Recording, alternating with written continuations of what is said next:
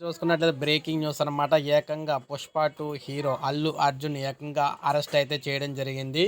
ఏకంగా జైలుకైతే తీసుకెళ్ళడం అయితే జరిగిందనమాట. భారీ భద్రత మధ్య.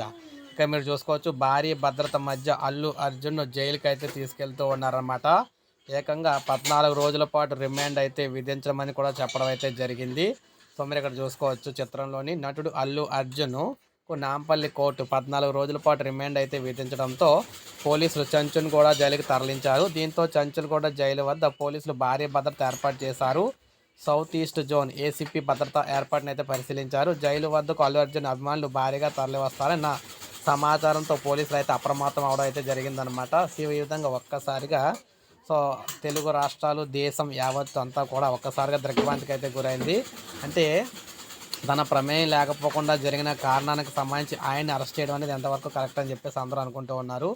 సో ఇప్పుడే మనకు అప్డేట్ అయితే వచ్చింది. ఒక లైక్ చేయండి, సబ్స్క్రైబ్ చేసుకోవద్దు, మన ఛానల్ సబ్స్క్రైబ్ చేసుకొని ఫాలో అవుతుంది.